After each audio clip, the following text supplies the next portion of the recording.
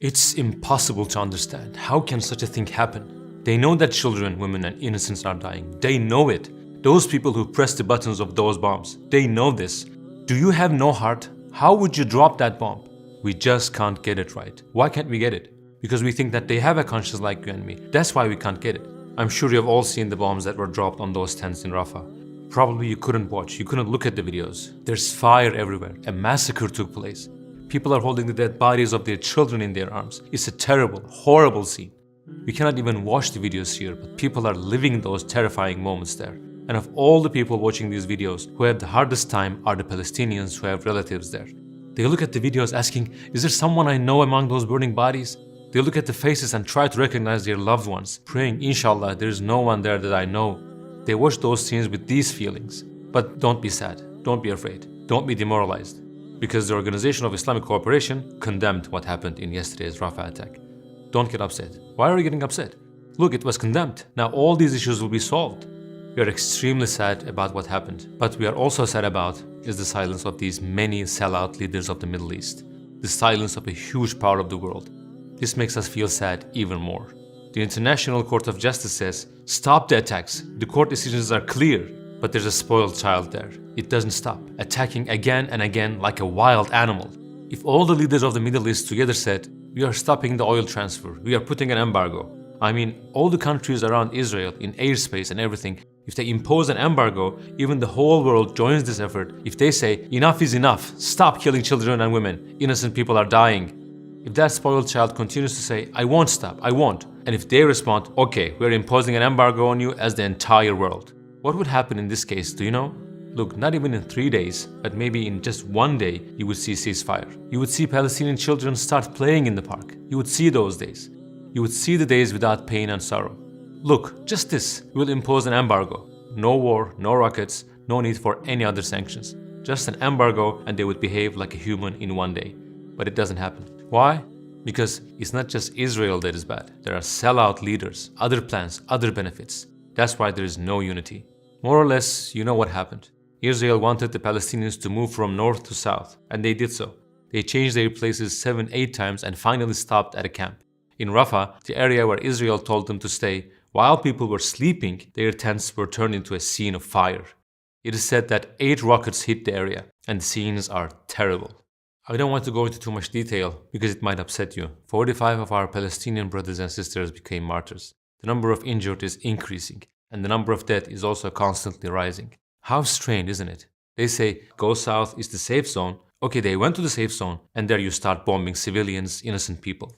Just like Hitler directing people to a certain place and committing genocide there, right? It looks very similar. Like gathering people in gas chambers, you gather people in a specific area, you say that it's a safe zone. The international community also says it's a safe zone, that in the very place you call the safe zone, where those innocent people gathered, you start killing them. What happened? Did the rockets hit by mistake? 8 rockets. Were they all launched by mistake? A country like Israel with such advanced technology, a country that is capable of bombing with precision, did they do this by mistake? No. At first they were explaining this as Israel is defending itself. But now the massacre has grown so much and it started to become a genocide that it cannot be explained like that anymore. Look at the numbers. 15,239 children have died. 10,093 women have died. In total, 35,984 people have become martyrs. There are 8,643 injured and countless unimaginable traumas. The ones who didn't die actually died too. I say unimaginable traumas. Why? Because everyone you know has died. Can you live with that trauma? Can you be happy after all this? I came across a video of a child. Let's watch it together. فيصل أحمد الخالد كم عمرك؟ 5 سنين. أمي كانت حامل، طخوا أمي ببطنها، كانت حامل بالشهر السابع. وأبوك وين كان؟ أبوي كان نايم. ولما صحي؟ هو مات هو وأمي أسبوع واحد. في نفس اليوم؟ قدامك أنت شفت؟ قدام. شو صار قدامك؟ لما إحنا طلعنا على الممر جابوهم وطخوهم قدام. Inshallah, his entire family has gone to heaven. Look what the child has become. This is not just something to be taken lightly. The child speaks with no expression on his face. At this point, his emotions have completely shut down. Now, is this child alive? Is he surviving? Is he okay? The cry of the oppressed will come out so strongly. Do some Muslims who have authority but did nothing to stop it think that We prayed, we fasted, and here's heaven for us. Our religion is not like that. Have you ever studied the life of our Prophet ﷺ? Look at how compassionate our Prophet ﷺ was in his life. He would visit the house of a child whose birth had died to offer condolences. Our religion is not just about praying and fasting. Yes, there are obligatory and essential practices, but you cannot just say, I prayed and fasted. Okay, I will do whatever I want and oppress people. You cannot do this. In the Middle East, there are so many people, so many leaders, so many influential people. Even Guardiola refuses to shake hands with an Israeli man. He shows his reaction and makes a statement. Well, do these people think like this? We would lose our position. Let's not put ourselves in danger. Brother, you are already dead. What change would it make if Israel assassinates or kills you? What would be the difference? You are already dead. Like, there are animals in the streets. You see dogs, you see cats. They are much more valuable than you. You are dead, below the level of animals. A new level has been invented. You are already at that level. What difference does it make if you live or not? Years later, when your grandchildren ask you, what did you do in those times, Grandpa? There was a genocide, something called the Palestinian genocide. Hospitals were bombed. Thousands of children died. What did you do at that time? Did you take an active role to stop it? Will you be able to say yes? Or will you say, I could have stopped that genocide or written something about it. I could have taken a stand, but I didn't. I was afraid. I was scared like a coward. I was afraid that I would lose my position or my financial benefits. Or let's take another group of people. Those who remain silent in this situation. Yes, they don't have authority, but people should show which side they take, right? Among the people who are celebrities, there are many silent ones too. I mean, you have an audience, you have followers. Because we believe that this issue will be resolved like this. It will be done by creating serious public pressure, right? Look at how strong the current public opinion is compared to before. Much stronger than on October the 7th. When stronger public opinion was formed, the leaders governing America started to backtrack. Now they are saying things like, we are warning Israel, if you continue like this, we will not provide bombs for you. They are saying these things. Why? To not lose the election. All those leaders care about are their benefits, money, and votes. Americans are saying, we won't vote for you because with our taxes, you support Israel and kill Palestinians. You're staining our hands with blood. With the taxes you collect from us, you're bombing people and children. When they said all this, did you see how the leaders began to backtrack? So at least what we can do is to create public opinion, to create serious pressure.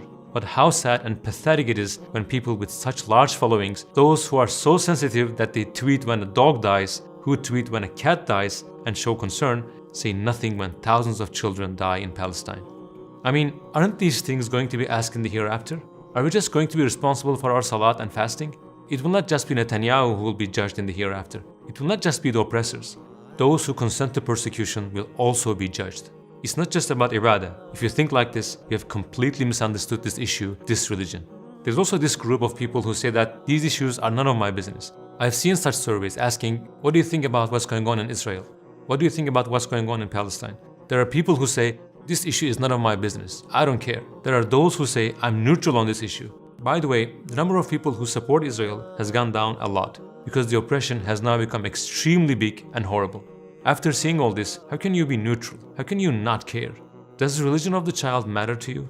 Look, one child died there, 5 children died, 10 children died, 1,000 children died, 15,000 children died. Don't you care? When they grow up to be Muslims, they wear thobes or headscarves. Maybe you don't like them, you hate them. Okay, don't support those people, fine. You can be an atheist, you can be an agnostic, you can be a Muslim, whatever religion you are. If as a human being, the death of children doesn't bother your conscience, you may not be aware of it, but you're rotten on the inside. You have become a slave to your comfort and benefits. If there's nothing for you in something, you don't say a word. I also understand that at the beginning, when the events of October 7th broke out, they presented it saying that it's all about Hamas. These are monsters. Israel has the right to defend itself, and so on and so forth. They presented it in such a way that one might not have understood the issue at first. He or she might be thinking that since I couldn't say anything at the time, I'm not saying anything now as well. But now the issue is very clear. So we need to leave all our prejudices behind and unite seriously on this issue and create a public opinion. If you want to be able to say to your grandchildren, I chose the right side, there's a genocide going on right now. Choose your side, brother. Choose your side, sister. Here, I want to address especially my brothers and sisters in humanity who are American citizens. Do you realize that without your support, Israel cannot kill these children, these innocent Palestinians? I mean, you make a purchase, which also includes tax, and the people in charge of America take that tax money and say, we support Israel. The numbers are there. They are giving billions of dollars, not just small aids. If America opposes, this genocide will end. Yes, your intentions might be good. You might not want to cause this to happen, but at the end of the day, this couldn't have been done without your taxes. Why am I giving this speech? You must already be feeling guilty inside. Yes, you may be thinking, my intentions are pure. I have no bad intentions, so what can I do? Create a public opinion. Say, we don't support this genocide. Write, share, tell people around you. Vote accordingly when the election time comes. These are the things you can do. We asked Sheikh Omar Suleiman, who lives in the US. He's Palestinian. His taxes are used for this as well. We said, how do you feel knowing that this genocide is being committed with your tax dollars? He said, I feel guilty. Yes, his intentions are not bad, of course, but in the end, that money goes there. Look at these numbers. 15,239 children have died. This is just the death toll in the recent events. You know, just after October 7, I'm not even talking about the persecution that has been going on for years before that. A total of 35,000 people, a stadium full of people have gone under the ground in the last 8 months because of these oppressors. You know, something happened on October the 7th. Then Israel created an uproar and got world's public opinion behind it. They made up things like, our children were decapitated, women were raped, their breasts were cut off. People believed them, but no evidence was found. Then those who said that they saw it confessed, saying that, yes, we didn't see the children's heads being cut off actually. If you haven't watched the videos from Rafah, don't. I watched a little bit. For those who have a sensitive heart, don't listen to what I'm about to say. Fast forward 15 seconds. There was a man hugging a burned child. You can see the child's bones, and the child had no head. The man was going left and right. He didn't know what he was doing. I saw a body like a charcoal, with arms torn off, people who lost their eyes, people dying. Now, imagine the opposite scenario. Palestine is attacking Israel and has killed 35,000 innocent people. 10,000 women are killed by the Palestinian side and 15,000 Israeli children are killed. 15,000 Israeli children. Imagine such a scenario. On October 7, they took a few incidents and got the world public opinion behind them. Now imagine the opposite. Did you hear what happened? An Israeli child is beheaded. They burned the place down. Did you hear that Palestine bombed Israel's hospitals? They told Israelis to go south and forced 2 million people out of their homes. All the Israelis went south and then they started bombing their tents with rockets. If such a thing happened, would the world public opinion like this? They are giving a little support to Palestine now. In that imaginary scenario, would they give a little support to Israel, or would they say, take out your nuclear bombs and drop all these bombs on the Palestinians and show no mercy? They would do this bombing and people would watch these images calmly, without any tears. How interesting. There's a hadith of our Prophet ﷺ. He says, whoever of you sees an evil, let him change it with his hand. And if he is not able to do so, then let him change it with his tongue. And if he is not able to do so, then with his heart. And that is the weakest of faith. Let's take a stand. Let's show our side and do whatever we can. If you ask, what will be the end of Israel? Will these people be judged? I say, they will definitely be judged. Will it happen in this world? I think so. But since the age of these people is 40-50 now, 40-50 years later, they will all be under the ground. These oppressors and those who supported oppression and those who could have prevented it but didn't, don't worry. Be 100% sure that after 50 years, these people will be judged by Allah's justice. They will be judged in such a way, they will be punished in such a way that the atrocities they have committed throughout their lives will be nothing compared to the punishment they will receive. So don't worry. Be 100% sure that in 40, 50 years, maybe in 20 years, these people will see the justice of Allah. The rights of the oppressed will be taken. There are 35,000 martyrs. Yes, we feel sorry for those children that died. But that child now says, I couldn't find food to eat in the world. I was thirsty. How beautiful it is here in paradise now. This is what our belief in Allah, the hereafter, and the Quran tells us. Right now, these 15,239 children are very happy.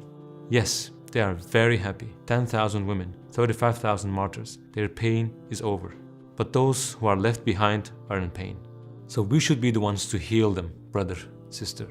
And what will be the fate of Israel? Will this oppression really end one day? Our Lord has given the answer to these questions between the 4th and the 5th ayah of Surah Al-Isra. The ayat say that the Jews caused corruption on the earth twice, and as a result of these, they were occupied twice. Their cities were destroyed and they were exiled. The first one was by the Babylonians in 598 BC, and the other one was by the Romans in 70 AD. And what is the relevance of these events for today? Allah says in the ayah addressing the sons of Israel, perhaps your Lord will have mercy on you, but if you return, we will return. Meaning, if you return to sin, we will return to punishment. He says, you will experience the same thing as you have experienced in the past. As you know, oppression doesn't end when it remains constant. It ends when it increases. When it increases, conscience of the people are disturbed. When it increases, people react, just like what is happening today.